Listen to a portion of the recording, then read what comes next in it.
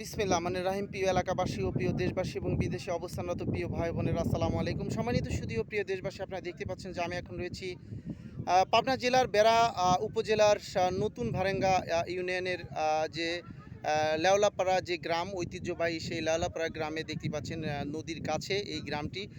শুধু তাই নয়, এই গ্রামটির একটা পুরাতন ঐতিহ্য রয়েছে। ২২ গ্রামের একটি কবরস্থান রয়েছে, যা আসলে অনেকেরই অনেক জন্মের আগে এটা এই কবরস্থানটি তৈরি হয়েছে। বুঝতে পারছেন ২২টি গ্রাম, অর্থাৎ লাখো মানুষের যে শেষ ঠিকানা, সেই দেখতে পাচ্ছেন যে আমার ক্যামেরার সামনে অনেক গাছগাছালি দিয়ে পরিপূর্ণ বিশাল বড় একটি কবরস্থান। অর্থাৎ এই কবরস্থানটি এই এলাকার একটি ঐতিহ্য।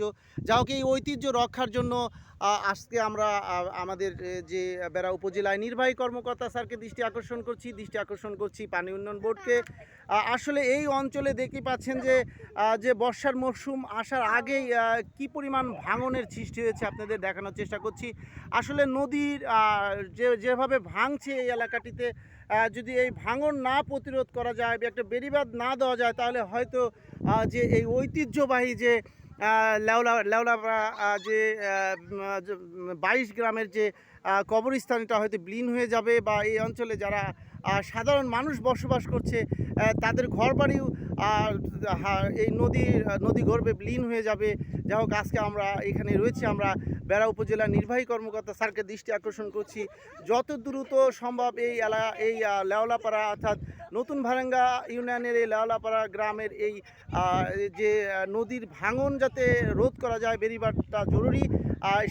এজন্য আমাদের সামনে আমরা এই এলাকারই একজন ভাই রয়েছে। ভাই, আসলে আপনারা এই যে ভাঙন হচ্ছে, এই ভাঙনটার যে আসলে কতদিন কেমন আসলে কি চান আপনারা? এখানে কি বেড়িবাঁধ চান কি?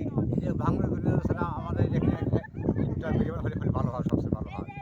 তো আপনারা চান যে এখানে যত দ্রুত সম্ভব যাতে বেড়িবাঁধ দেওয়া হোক। দেওয়া হয়।